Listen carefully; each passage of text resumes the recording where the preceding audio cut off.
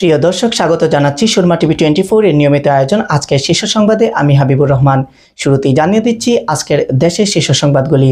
মধ্যপ্রাচ্যের যুদ্ধের প্রভাব এখন বৈশ্বিক সংকটে রূপ নিয়েছে উল্লেখ করে অর্থ ও পরিকল্পনা মন্ত্রী আমির খসরু মাহমুদ চৌধুরী বলেছেন, যুদ্ধের কারণে জ্বালানি সংকট মোকাবিলায় সাশ্রয় কর্মসূচি হাতে নেওয়া হয়েছে।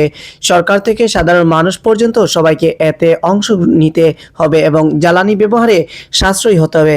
এক্ষেত্রে দেশের জনগণের সহযোগিতা প্রয়োজন। পর্যটন নগরী কক্সবাজারে সমুদ্র সৈকতে উৎসব মুখর পরিবেশে শুরু হয়েছে ৮ম জাতীয় সার্ফিং প্রতিযোগিতা। আজ শুক্রবার লাবণী পয়েন্টে আয়োজিত এক জমকালো অনুষ্ঠানের মাধ্যমে এই প্রতিযোগিতার আনুষ্ঠানিক উদ্বোধন করেন যুব ও ক্রীড়া মন্ত্রণালয়ের প্রতিমন্ত্রী মোহাম্মদ আমিনুল হক।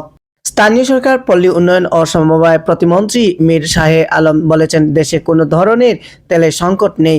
তেলের আমদানি ও সরবরাহ ব্যবস্থা স্বাভাবিক রয়েছে।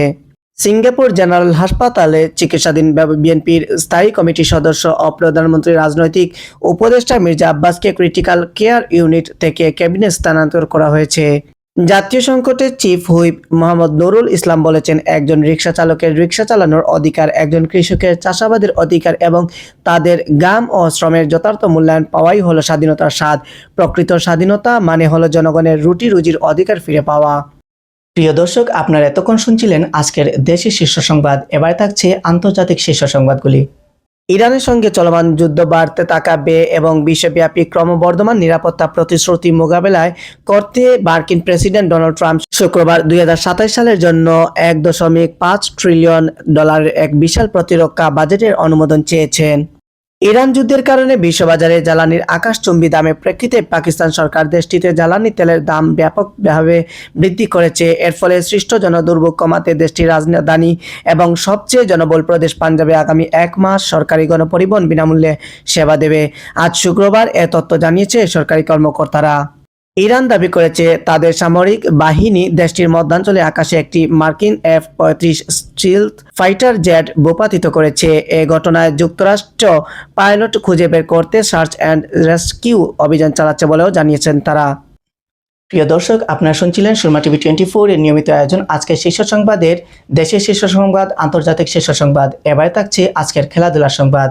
রোনান সুলিভান এলেন, একটু দম নিলেন। তার পায়ে তাকিয়ে গোটা দেশের ফুটবল ভক্তরা।